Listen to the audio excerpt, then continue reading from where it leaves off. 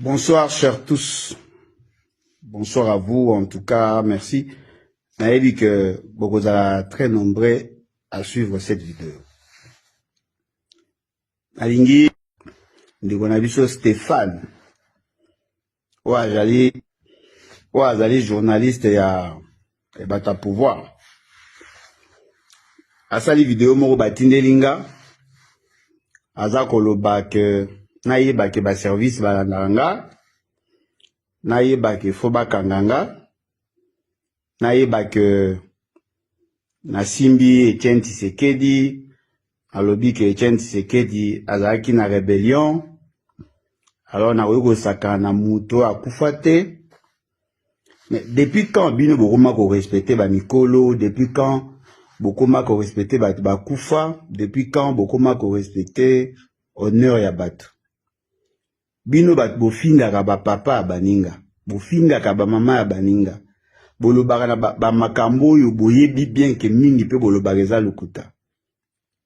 Boza ko se permettre kofinga batu, kofinga kutu premier ministre na bino, kofinga ba kozinyon so baleka na kala, bokomi koza na souci ya ko respecter ba boti ya batu ka po bino lo bokomi na pouvoir.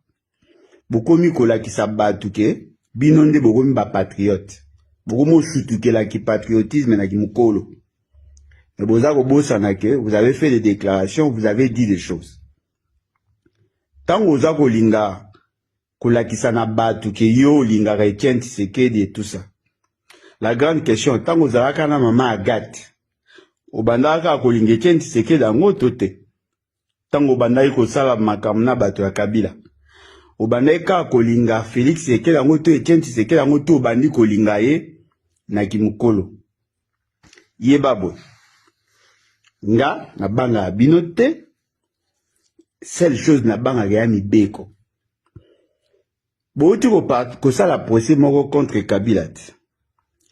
Bolobi ke Kabila zaki na rébellion po zaki na Goma. Mais obosani ke Etienne Tshisekedi pas zaka na Kisangani, azaka en contact na RCD. Bobosani que il y a un rapport, il y a conseil de sécurité. Soutenu par le rapport des experts. Il y a conseil de sécurité. Oyo batanga nommément IDPS. Peut-être que yo yébité. En 2011, Etienne Tshisekedi était contacté par le mouvement qui s'est créé M23. Etienne Tshisekedi était contacté par le M23. Après, 3 experts, il y a eu 2 pèses. Bakendaka na Bunagana alors qu'ils ont été occupés par le M23. Siko bino loko abotanga kana bino te bo se documentaka te bo kanisaka ke batu bala ko inventer les choses.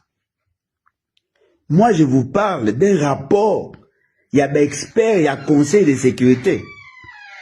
Yo zoya na magamna ko intimider kolobananga ke bata service balanda. Donc pour na bino ba service ceux qui va critiquer papa na yo service e ko kanga mutu. Ceux qui va critiquer papa na yo service a ko kanga mutu. Et pour na bino les services et salama pour na ko kanga bato ba critiquer ba boti na bino. Pour na yo ba service yango bakoma ya bino ya kozilaka soki muta critiquer papa na yo apo otindi batu baya kokanga. Mais bino tango bolobaka makambu ya Kasavubu, makambu ya Mobutu, makambu ya Laurent Désiré Kabila, bango ba batata ya banzete. Po bino kaka nde mutu bowana batata et mabe batata na bino basala bakoloba te. Et ce monsieur se permet de dire, à vous supporter que va marcher sur la mémoire de Etienne Tshisekedi. Mais Etienne Tshisekedi est acteur politique. Etienne Tshisekedi est acteur politique. Il a posé des actes, non? Ceux qui va critiquer ma benaye ou à Salaga na passé, botinda ba service ya ba tata na bino ba kokanga bato. Si vous avez espéré, Moutoko Anga Alain Bolodja, na banga po yo, au solorana ba service, yo ne va pas sa ba information, ya ko préparer population pour ba justifier arrestation. Si vous ligne na ko peso adresse nanga, bouya okanga. Po bomoni roi mbuka ngo eza bino, batu nyonso ba banga. Si vous tangara, na pesa yo, ba référence que au Luka. Zouaboy. Nations Unies, Conseil de sécurité. Il y a 15 novembre 2012. 15 novembre 2012. Lettre datée du 12 novembre 2012 adressée au président du Conseil de sécurité par le président du comité du Conseil de sécurité créé par la résolution 1533/2004 concernant la République démocratique du Congo. Kene autant la lettre wana. Kene autant la lettre datée du 12 il y a président wana oya obetelanga masolo yozobeta. Oye bisanga ce qui conseil de sécurité etanga kombo ya IDPST.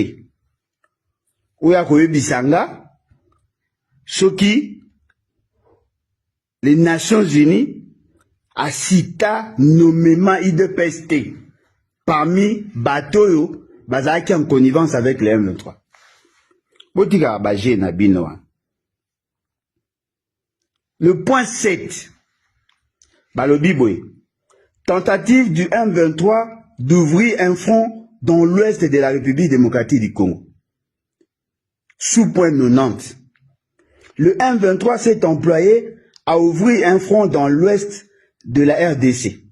Pour ce faire, il a amplifié son programme politique dans lequel il s'insurge contre les vices qui ont entaché les élections de 2011 et l'incapacité du gouvernement congolais dirigé par Joseph Kabila.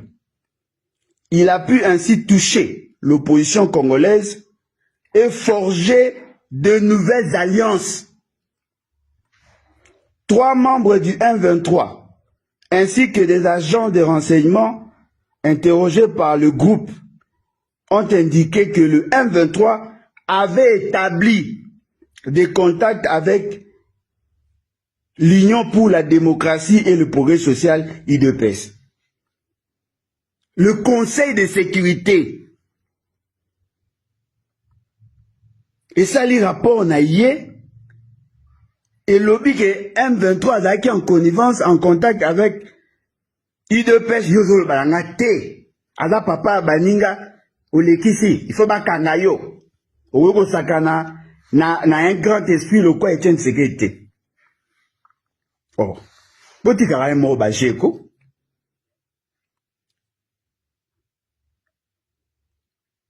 Botika va mort bajeu. Botika baje, tebi ke mbogeza bino, c'est vous qui décidez, bino ne bokanga batu, bino ne bobomaka batu, bosala o bongi bosa. Et puis yebe loko moko, olobi boy. Apparemment Alain Bolodja komo tamwana liwa. Apparemment Alain Bolodja zo lukesika ko kufela. On est dans la menace de mort.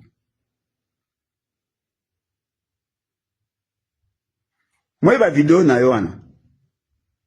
Batu ba bombi yango. Yeba ke batu ba bombi. Botika ba G. Hein? Botika ba G, soki bolinga kotanga te ni talibino. Botika ba G, ezate lokwa ba pesa rabino ba miette ba pesa rabino, bokanisa ke batu nyoso ba banga rabino. C'est écrit dans les rapports, il y a conseil de sécurité. C'est écrit.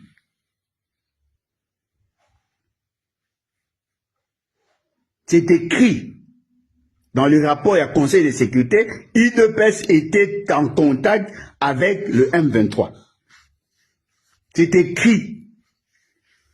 Et puis, Boye Bayango, John Chibangu, Obo Bimisani na prison, était en contact avec le M23. Alors, le roi Yo Yebi que bino nde bato bana pouvoir de donner la vie et la mort nga nengo lobi ke na un esprit de monde et tambola nanga nandimi na se sacrifier bosa lo boyingi bosa botika baje hein mutu to asama pona obanga bino te boye ba yango esika wana to bundela pays to za ba place ba blague te to bundela pays to a place ba blague te bato bino bo critiquer bato bino bo traiter bato M23 mais bino bo en contact avec le M23 en 2011-2012 jamais boleka na TV pour que vous en contact. Vous étiez en contact avec le RCD. Vous avez été en contact avec le M23. Même pendant cette époque-là, là où M23 bandaki ko ressurgi, tango basali dissidence na bango na CNDP. Vous étiez en contact avec eux. Le Conseil de sécurité et le bien on a rapport. Yozo ya obang sanga. Bopona rabato mabe na el sarabino.